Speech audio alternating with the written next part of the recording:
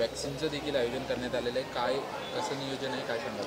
आज धारावी येथे बिर्ला फाउंडेशन आणि गणेश विद्या मंदिर यांच्यातर्फे 9 ते 14 वयोगटातील मुलींना HPV वॅक्सिन देण्याचा प्रोग्राम या ठिकाणी आम्ही करत आहोत.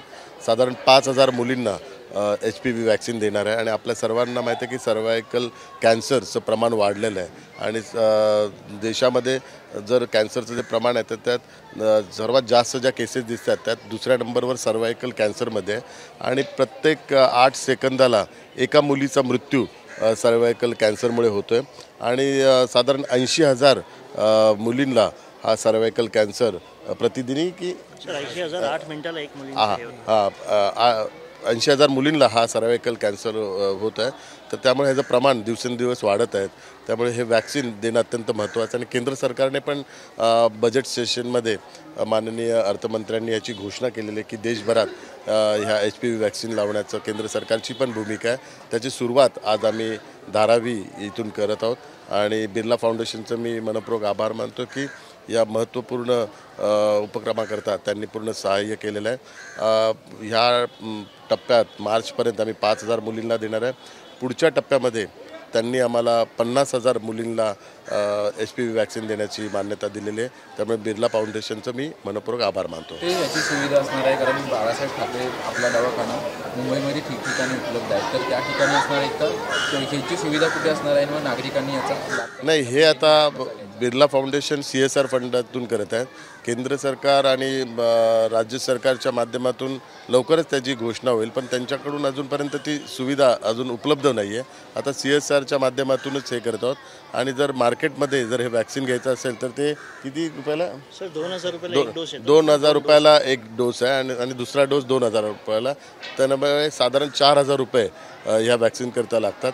तर आपण बघाल तर धारावीतली जनता असेल आणि आम्ही संपूर्ण प्रयत्न स्लममधल्या मुलींना देण्याचा आता प्रयत्न करणार आहेत जेणेकरून ज्यांची आर्थिक परिस्थिती बिकट आहे त्यांच्या पालकांचे 4,000 रुपये ते वाचतील.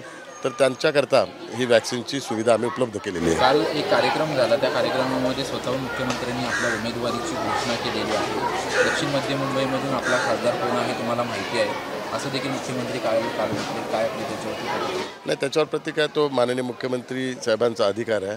परंतु लवकरच महायुतीची संपूर्ण प्रक्रिया पूर्ण होईल. सर्व उमेदवारांची घोषणा. कधीपर्यंत जागा वाटपाचा तिढा सुटणार? कारण की आणखी काही जागांवर आहे तो वाद आहे. मुंबईतल्या विशेष करून दक्षिण मुंबई असेल, उत्तर मुंबई हा वाद अद्यापही मिटलेला नाही. ठाण्याची जागा असेल, कुठपर्यंत हा वाद आटोक्यात? नाही, 2 दिवसापूर्वीच माननीय मुख्यमंत्री दिल्लीला भाजपच्या वरिष्ठ पदाधिकाऱ्यांशी त्यांची बैठक झालेली आहे.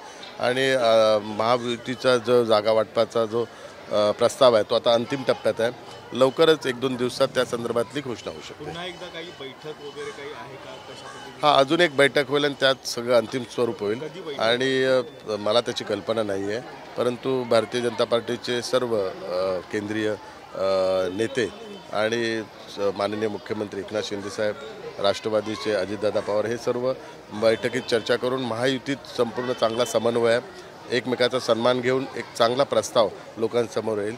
आणि मला संपूर्ण विश्वास आहे जे 45च्या वरती जे खासदार निवडून देण्याचा आम्ही जो संकल्प केला आहे तो संकल्प आम्ही पूर्ण करू. ज्या पद्धतीने महाविकास आघाडीमध्ये आहे तो कुठेतरी मतभेद पुन्हा पाहायला मिळतात. कारण की काल उद्धव ठाकरे आहे ते उत्तर मुंबई जो मतदारसंघ आहे गजानन कीर्तीकरांचा त्या ठिकाणी दौरा केला. आणि संजय निरुपमने आता ट्विट करून एक निशाणा साधलेला आहे की किंचित सेना राहिलेली आहे. त्यांनी अशा पद्धतीचे दौरे खिचडी घोटाळ्यांचा आम्ही प्रचार करायचा. महाविकास आघाडीमध्ये कुठेही एक वाक्यता नाही आहे. ते दाखवतात की चांगलं वातावरण आहे पण कुठेही वातावरण आहे. एकमेकाची कुरघोडी करत आहेत आणि एकमेकाच्या विरुद्ध ते वक्तव्य करत आहेत. त्यामुळे महाविकास आघाडी कुठल्याही प्रश्न टिकणार नाही आहे. येणाऱ्या दिवसात तुम्हाला त्याचं चित्र स्पष्ट दिसेल. ABP माझा, उघडा डोळे बघा नीट.